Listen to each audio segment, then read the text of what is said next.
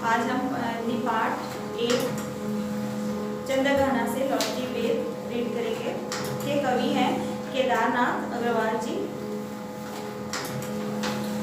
कवि परिचय आप लोग बुक से पढ़ लेना।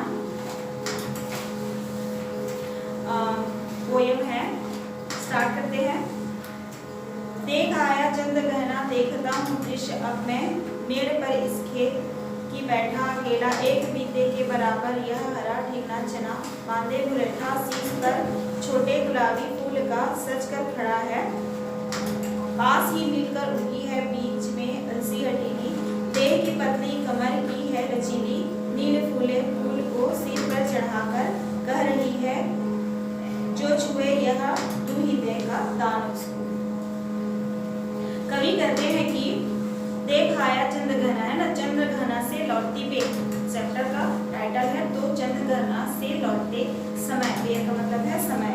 तो कवि कहते हैं कि देख आया चंद्रघना देखता हूँ दृश्य अब मैं, ये चंद्रघना से लौटते समय चंद्रघना तो देख लिया, लेकिन अब से वापिस आने के समय जब वो वापिस आते रहते हैं तो उस समय बोलते हैं कि अब देखता हूँ मैं यह दृश्य कि पेड़ पर एक बैठा अकेला है, एक बीते का बराबर, एक बीते मतलब एक बित्ता कितना होता है 22.5 सेंटीमीटर।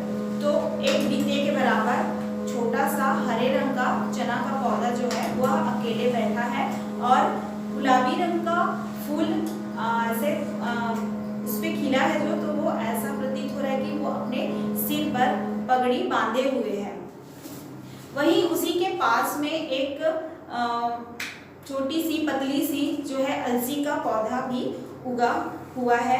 तो वह देह की पतली, उसका शरीर जो है देह की पतली मतलब शारीरिक उसका जो रचना है वो पतली है, लचीली है और उस पे नीले रंग के फूल खिले हुए हैं। तो और ऐसा प्रतीत हो रहा है, वो ऐसा लग रही है और उसको जो छुए है ना, वो ऐसा प्रतीत हो रहा है कि वो मानो कह रही है कि जो मुझको छुएगा उस पर मैं अपना हृदय निछावर कर दूंगी, सब कुछ निछावर कर दूंगी। फर्स्ट हो गया। सेकंड, और सरसों की ना पूछो हो गई सबसे सयानी, हाथ पीले कर लिए हैं ब्याह मंडप में पधारी, है ना। और वहीं पे सरसों का भी पौधा लगा है तो उसकी बात ही मत पूछो, वो तो ऐसा प्रतीत हो रहा है कि वो सयानी हो गई है, जैसे अब ब्याह के लायक हो गई है। तो उसके बस हाथ पीले करने को बाकी रह गए हैं। फाग गाता मास फागुन आ गया है आज जैसे, है ना।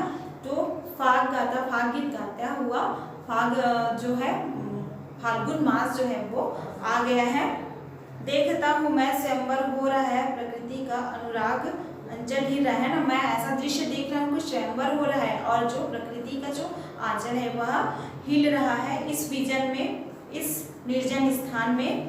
दूर व्यापारिक नगर से प्रेम की प्रिय भूमि उपजाऊ अधिक है। दूर व्यापारिक जो व्यापार की भूमि है, व्यापार के दृष्टि से जो नगर है उससे बहुत अच्छा है ये प्रेम की प्रिय उपजाऊ भूमि।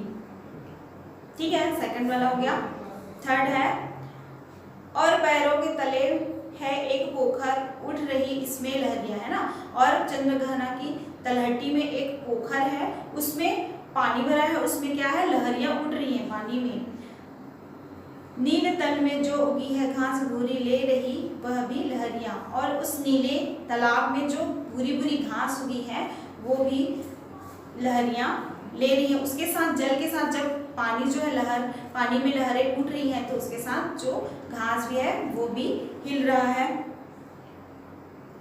एक चांदी का बड़ा सा गोल खंभा आंख को चमकाता है ना, और पानी जो एकदम साफ स्वच्छ है ना, तो वो ऐसे प्रतीत हो रहा है कि एक चांदी का वहाँ पे खंभा लगा है और वो आंख को चमका रहा है, एकदम वाइट है ना, वाइट साफ दिख रहा है, तो वो आंख को चमका रहा है कई पत्थर किनारे पी रहे चुपचाप पानी, प्यास जाने कब बुझेगी चुप खड़ा बगुला, है ना।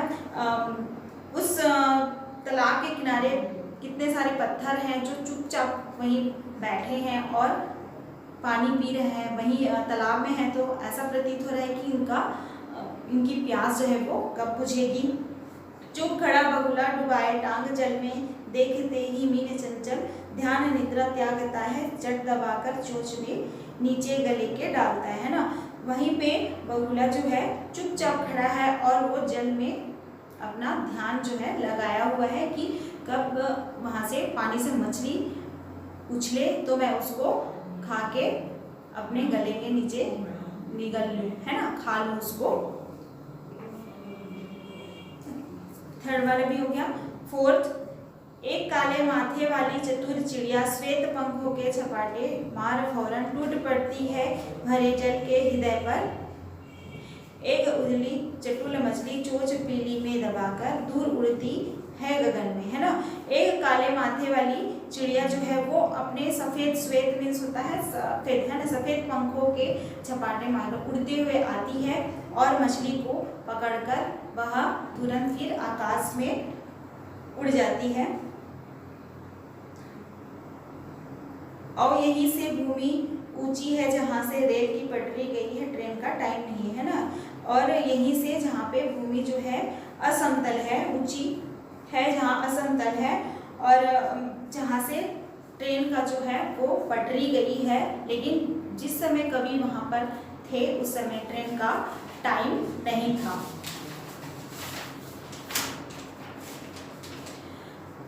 फिफ्थ है, मैं यहाँ स्वच्छंद हूँ जाना नहीं है चित्रकूट की अनगढ़ चौड़ी, कम ऊंची ऊंची पहाड़ियाँ दूर दिशाओं तक फैली है बांझ भूमि पर, इधर उधर रीवा के पेड़ कांटेदार कुरूप खड़े हैं, है ना। मैं यहाँ, कवि कहते हैं कि मैं यहाँ स्वच्छंद हूँ, है ना, किसी का रोक टोक नहीं है, मैं यहाँ फ्री हूँ, मुझे कहीं नहीं जाना यहाँ से, चित्रकूट की अनगढ़ चौड़ियाँ, कम ऊंची ऊंची पहाड़ियाँ, तो यहाँ कम ऊंची ऊंची पहाड़ियाँ हैं, दूर दिशाओं तक फैली है बांझ भूमि, जो पहाड़ों में दूर दिशाओं तक बांझ भूमि, बंजर भूमि फैली है, उसी में जो है कांटेदार रीवा के पेड़ उगे हुए हैं। उस प्राकृतिक चीज़ों का वो इस पोयम में कवि ने वर्णन किया है। 6 है, सुन पड़ता है मीठा मीठा रस टपकाता सुग्गे का स्वर टेंटे, है ना। वहाँ जो है वो सुनाई देता है मीठा मीठा रस टपकाता हुआ सुग्गा, सुग्गा में सुनता है तोता, है ना, तो तोते का स्वर वहाँ पे सुनाई देता है। वन स्थली का हृदय चिरता उठता गिरता सारस का स्वर टीटो टीटो, है ना। वन स्थली का, ये जो वन स्थलीय जंगली क्षेत्र है उसका हृदय चिरता हुआ मतलब उसको दूर से आवाज आती है ना, तो शांत माहौल में और आवाज जो है वो गूंजती है, तो वहाँ पे सारस का स्वर टीटो टीटो वो सुनाई देता है। मन होता है उड़ जाऊं मैं पर फैलाए सारस के संग, कभी कहते हैं कि मेरा मन ऐसा होता है कि मैं उस सारस के साथ अपने पर को फैलाए उसके साथ उड़ जाऊं, जहाँ जुगल जोड़ी रहती है हरे खेत में, है ना, जहाँ पर 2 युगल जोड़ी रहती है हरे भरे खेत में, सच्ची प्रेम कहानी सुन लूँ चुपे चुपे, और उन दोनों की जो प्रेम कहानी है, सच्ची प्रेम कहानियाँ हैं, उसको चुपके से मैं जाके सुन लूँ। ओके, कंप्लीट हुआ।